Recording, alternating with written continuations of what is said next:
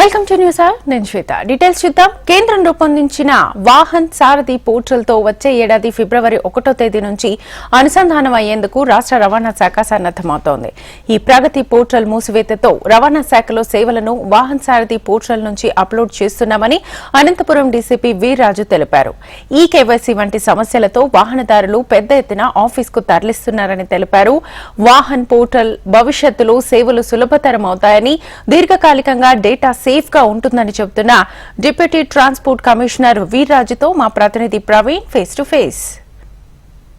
రవాణా సేవలకు సంబంధించి ఇటీవల రాష్ట్ర ప్రభుత్వం కీలక నిర్ణయం తీసుకున్న నేపథ్యంలో వాహనదారులు అదేవిధంగా కస్టమర్స్ కొంత ఇబ్బందులు నెలకొన్నాయి. ముఖ్యంగా ఈ ప్రగతి పోర్టల్ మూసివేసిన తర్వాత వాహనంలో అన్ని సేవలను కూడా అప్లోడ్ చేస్తున్న తరుణంలో చాలా సమస్యలు నెలకొన్న పరిస్థితి, చాలా వరకు అప్లికేషన్స్ రిజెక్ట్ అవుతున్నాయని కూడా చాలా వరకు కంప్లైంట్స్ ఉన్న నేపథ్యంలో మన దగ్గర అనంతపురం డీటీసీ వీర్రాజ్ గారు ఉన్నారు. ఆయనకి మరిన్ని విషయాలు తెలుసుకుని సార్ చెప్పండి. ముఖ్యంగా ఈ వాహన పోర్టల్ ఏదైతే ఉందో దీనికి సంబంధించి చాలా ఇబ్బందులు ఎదుర్కొంటున్న పరిస్థితి కనిపిస్తుంది. బయట కస్టమర్లు కూడా చాలా తిరిగి వెళ్తున్న పరిస్థితి ఎట్లా ఉంది అంటే ఎందుకు ఈ ఇబ్బందులు తెలుస్తున్న పరిస్థితి?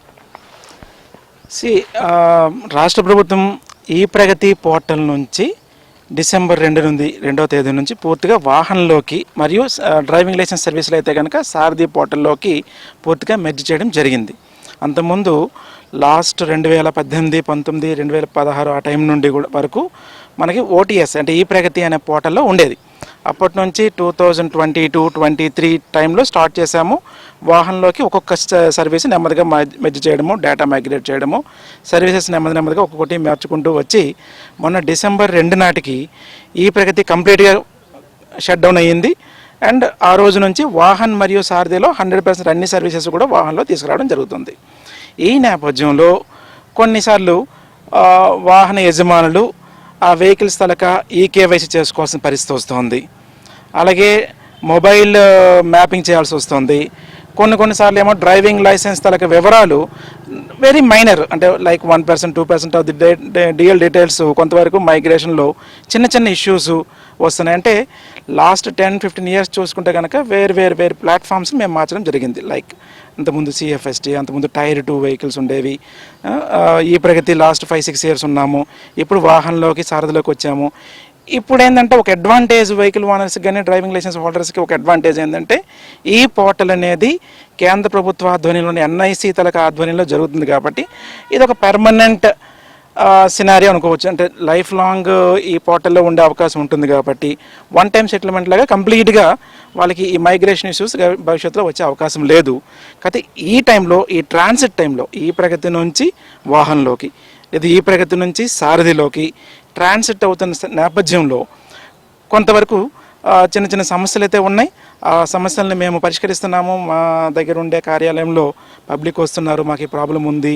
లేదు డ్రైవింగ్ లైసెన్స్లో ఫర్ ఎగ్జాంపుల్ కొంతమంది డ్రైవింగ్ లైసెన్స్లో వాళ్ళ వివరాలు ప్రాపర్గా రాకపోవడం కానీ, లేదు కొంతమంది ఫర్ ఎగ్జాంపుల్ నేనున్నాను మొగదాల వీర్రాజు మొగదాల అని పడుతుంటాయి, అంటే సర్నేమ్ 2 సార్లు రావడము, ఇలాంటి ఇష్యూస్ మైనర్గా ఉన్నాయి. ఒక 1%, 2% ఉంటాయి. అట్లాంటి వాళ్ళు మా దగ్గర అప్రోచ్ అవుతున్నారు.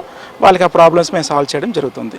సరే అంటే ఇవన్నీ కూడా ఆన్లైన్ సేవలు, నాన్ ఫేషియల్ అంటే మనుషులు రావాల్సిన పని లేదు, ఆన్లైన్లో అప్రోచ్ చేయాల్సినవి ఎక్కువ. అంటే ఎక్కడ లేని విధంగా అనంతపురంలో ఎందుకు ఆఫీస్కి మనుషులను రప్పిస్తున్నారు అది ప్రధానమైన ఒక బయట కూడా జనాలు ఎక్కువ ఇక్కడికి వస్తున్న పరిస్థితి. ఎందుకు ఈ పరిస్థితులు అనంతపురం?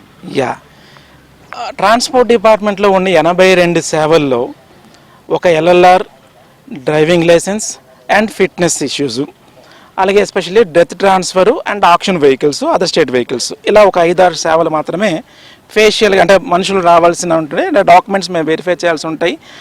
LLR, DL, FC అయితే కనుక వెహికల్ అండ్ వ్యక్తి రావాల్సి ఉంటుంది. అని ఎట్లా అంటే ఫేస్ చేయాలి, కస్టమర్స్ ముఖ్యంగా ఇబ్బందులు రాకుండా చూసుకుంటే ఎట్లాంటి అడ్వైజ్ చేస్తాం?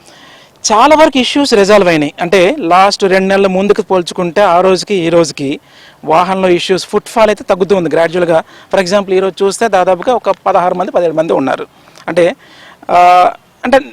గ్రాడ్యువల్ లాస్ట్ 5-10 డేస్ లేదంటే చూసుకుంటే ఈ ఫుట్ఫాల్ తగ్గుతూ ఉంది.